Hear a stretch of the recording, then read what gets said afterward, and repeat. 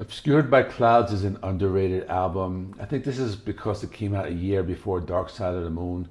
And it really gets overshadowed by that album. I think the first time I listened to this album was maybe 5 or 6 years ago. I grew up listening to Pink Floyd, but I was more familiar with the big name albums, like The Wall, Dark Side of the Moon, Wish You Were Here, those albums, Animals. So in this video, I will be talking about the brilliance of the album that is celebrating its 50th anniversary. So Obscured by Clouds was released on June 2nd, 1972.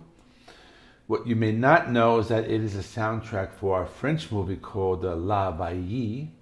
And it was also called Obscured by Clouds, but I know Pink Floyd had some conflicts with a movie company. So for that reason, they called the movie La Vallee and they called the album Obscured by Clouds. And I think that's the reasoning behind it. If that makes any sense.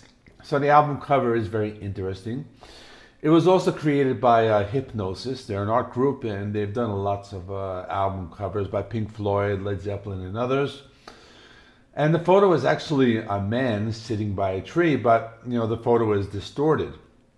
So the band also had a cover for Dark Side of the Moon developed already, and they were going for something different. So the album has 10 songs. They're fairly short songs, all of them under 6 minutes. Average song length is about 4 minutes. Something Pink Floyd usually does not do, or they're really known for having long songs. There are 4 instrumentals, 4 songs with David Gilmour on vocals, 1 song with Roger Waters on vocals, and 1 song with Richard Wright on vocals. And the entire album is about 40 minutes. So, like I said, there are 4 instrumentals: Obscured by Clouds, When You're In, Mudman, and the closing track, Absolutely Curtains. The latter song includes a tribal chant by the Mapuga tribe. So the first instrumental I'll talk about, Obscured by Clouds. This one's pretty cool. It has a very deep synth sound. It was very ahead of its time, almost like something like a horror movie soundtrack. But once you hear the lead guitar, you know immediately that it is David Gilmour with his signature style. The song introduces the album and is basically an extended guitar solo backed with deep and ominous these synthwave beats. When You're In, it's a pretty good song. It has more typical classic rock song. And it's actually kind of heavy for the band. It kind of reminds me of early Deep Purple. Has that heavy organ sound. You hear some interesting drum fills between the keyboard sections. It's a short song, about 2.5 minutes. But what's interesting is that the next song starts to fade around the 2-minute mark, and the fade is drawn out for 30 seconds.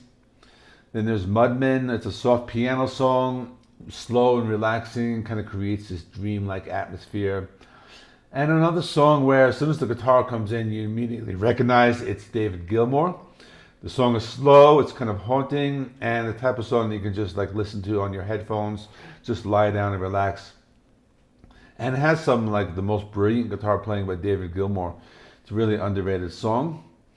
And the other instrumental is called Absolutely Curtains. This one's very light, it's atmospheric, has a slow, spacey type of atmosphere, uses lots of quiet sound textures. The instruments seem to all be kind of in the background. There are these droning keyboard sounds, and there's some chanting in the background, like I mentioned before, being that tribe. And the tribal chants continue until the end of the song, and that actually closes out the album. So then there are songs with David Gilmour on vocals, and those are Burning Bridges, The Gold, It's in the, What's All the Deal, and Childhood's End. Burning Bridges was written by David Gilmour and Richard Wright. And, they actually both have vocals on this song, and this is one of the few songs that were kind of collaborations with Gilmour and Wright. So they both trade off the verses in the song. The intro kind of reminds me a little of Whiter Shade of Pale by Procol Harum. Soft and dreamy. It's kind of interesting. You might not realize that the song has 2 vocalists since the singing style is kind of similar. So in between the verses, you do hear some those David Gilmour signature guitar playing riffs. Song is very soft and dreamy, and much like the rest of the album. The Gold, It's in the is a song that would kind of please a classic rock fan. If you're somebody who likes straight ahead rock and roll, this is a good song for you. Good song to listen to when you're alone. You need something kind of to sing along to, or a good song to listen to on a car stereo while you're driving. Evokes feelings of being on the road. This can be compared to like some of the more like upbeat and rocking songs as opposed to like the long progressive rock songs or the slow spacey songs. What I'm trying to say that.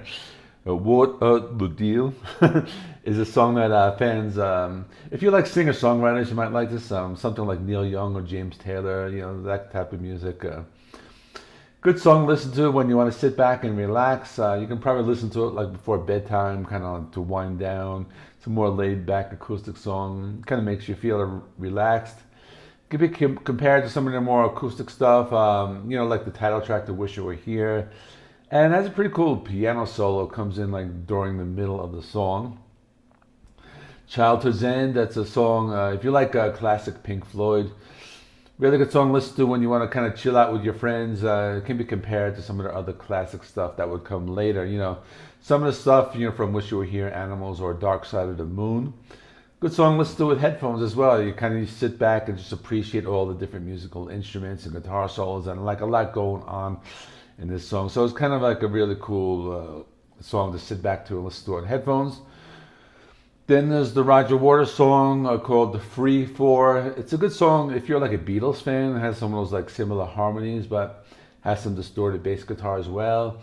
And if you're a metal fan, you probably like the song as well. It does have some of that, like those like thick sounds. Really good song to chill out to, listen to while driving. It's a really good song to sing along to, and type of song kind of lifts you up, makes you feel happy. And this could be compared to some of the harder rockers, different from a typical Roger Waters song. And Richard Wright does vocals on the song Stay. Type of song kind of makes me feel relaxed, maybe comparing it to some of their softer piano-driven songs. Has some psychedelic and country influence as well. Really good song to listen to if you just want to sit back and relax. And if you're a fan of like their older psychedelic stuff from like the early albums, and maybe some of that Syd Barrett stuff, it's a pretty cool song to check out. I think I like that one as well. So that's the album. It's an underrated album. I would say of all the songs are good. There aren't any weak songs. My favorites would be Childhood's End and Free For. The instrumentals are enjoyable, nothing out of the ordinary, but I would say that there's nothing on this album that I dislike. The album has a nice flow to it. It's a good change of pace to have a Pink Floyd album with like shorter songs. So let me know what you thought in the comments, and I will see you in the next one.